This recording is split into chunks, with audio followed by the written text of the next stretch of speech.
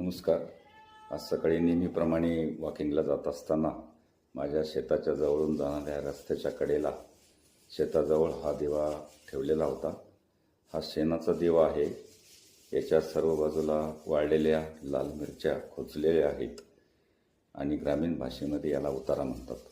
अशा प्रकारचे अनेक उतारे आपण अंधश्रद्धेतून, गैरसमजातून, भीतीपोटी किंवा कोणाची नजर लागू नये किंवा घरामधील कुटुंबामधील व्यक्तींवर आलेलं जे काही संकट आहे ते दूर व्हावं यासाठी असे उतारे केले जातात.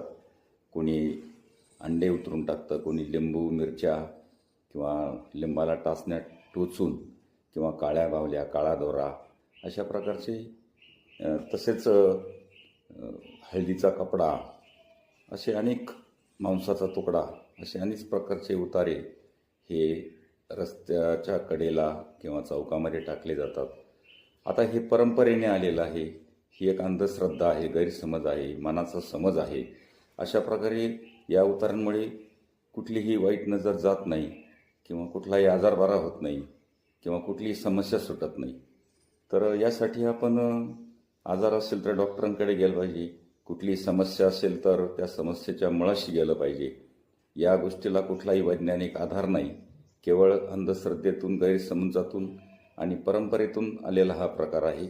आणि असा उतार आपण ज्या वेळेला टाकतो त्यावेळेला आपला आजारपण, आपलं संकट किंवा आपली नजर ही दुसऱ्याला लागते असा एक समज आहे. असं जर झालं असतं तर दुसरा माणूस आजारी पडला किंवा त्याच्यावर कुठलं संकट आलंय किंवा कुठली समस्या निर्माण झाली असं तरी आपल्या ऐकवत नाही. तेव्हा आपण अशा ज्या गोष्टी आहेत या गोष्टींना बळी पडू नये आणि वैज्ञानिक दृष्टिकोनाचा स्वीकार करावा. घाबरून जाऊ नये. भीतीपोटी अशा गोष्टी केल्या जातात. असं जर काही आढळलं आणि आपल्याला जर ती खरोखर समस्या वाटत असेल तर आपण माझ्या 9850144709 या नंबरवरून संपर्क करा किंवा महाराष्ट्र अंधश्रद्धा निर्मूलन समितीच्या कोणत्याही कार्यकर्त्याकडे संपर्क करा. आपली समस्या नक्की सुटेल आणि अशा या गैरसमजाला किंवा अंधश्रद्धेला बळी न पडता आपण विज्ञानाचा स्वीकार करूया. धन्यवाद.